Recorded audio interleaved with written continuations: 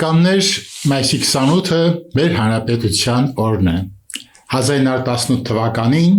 Հայաստանի առաջին հանրապետության անկախության օրը խորհրդանշող ազգային տոն Հայաստանում։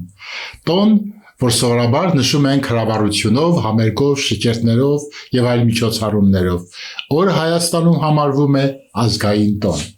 Սակայն ընդհանրական խոսքերից զատ ու ավելի կարևոր մի խոսակցություն իբրև ես ուզում ձեզ հետ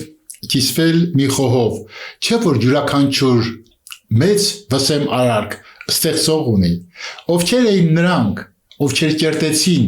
Հայաստանի անկախությունը, մայիսի 28-ի խորհուրդը, ովքեր բերեցին մեզ իբրև ազգային ընծա։ Շատ մարդիկ կան, որոնց մասին մենք պիտի խոսենք, եւ դուք էլ մասնակցեք այդ խոսակցությանը,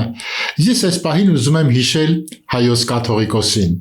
որովհետեւ իմ կարծիքով այս մեծ գործի սկիզբը հենց ինքը դրեց ամենայն հայոց Գևորգ 5-րդ վեհափառ հայրապետը։ Ստեփան Զորյանը շատ լավ հուշ ունի, կոչում է աղետի օրերին,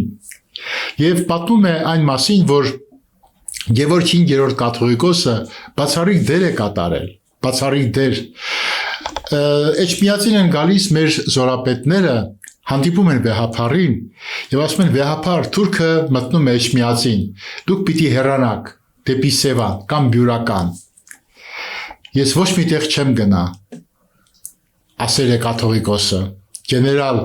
ես իմ ժողովրդից չեմ հեռանա, թող թուրքերը իմ դիակի վրայով մտնեն Էջմիածին, եթե դուք չեք կարող պաշտպանել մեր հայրենի սրբությունը, ես կպաշտպանեմ։ Այդ ժամանակ գեներալը դա համարել է գեղեցիկ խոսք եւ տակտով հարցրել է. Վեհափառ, իսկ գուցե միաբանությունը ուրիշ կարծիք ունի, ես կցանկանայի, որ դուք մնայիք այստեղ։ Ես գեներալ պատասխանել է հայոց վեհափառը, արտահայտեցի իմ համոզումս, իսկ թե կամենում եք լսել միաբանության կարծիքը, հիմա կհրավիրեմ նոցա։ Եվ կաթողիկոսը Բեհարան է հրավիրում դիվանապետին, թող ոչ միաբանությունը ներս գա Բեհարան։ Բոլորը արքեպիսկոպոսներից սկսած մինչև աբեղաներ հավաքվում են ու կաթողիկոսը հայտնում է նրանց սպասող վտանգը եւ որոշումը։ Ես անձնապես չեմ հեռանալու, թող թշնամին իմ դիակիս վրայով մտնի մեր սրբարանը, դուք ամենքդ ազատ եք անելու այն, ինչ կամենում եք։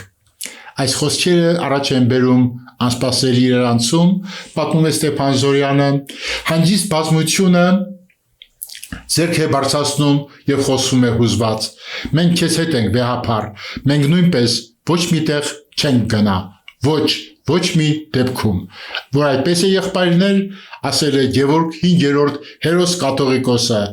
այսօրվանից յուրաքանչյուրդ մի ղևոն գերեց, գնացեք, խրախուսեք զորքին ու ժողովրդին, գնացեք գյուղ ու քաղաք, ոտքի հանեք ամենչին, ու ամենտեղ գյուղում թե քաղաքում, քաշեցեք եկեղեցիների զանգերը, քաշեցեք գիշեր ու ցերեկ, որ ամենքը ոտքի ելնեն իրենց տունն ու հայրենիքը պաշտպանելու։ Ահա բարեկամներ, կռիվը այսպես սկսվեց, հաղթանակը այսպես են կերտում։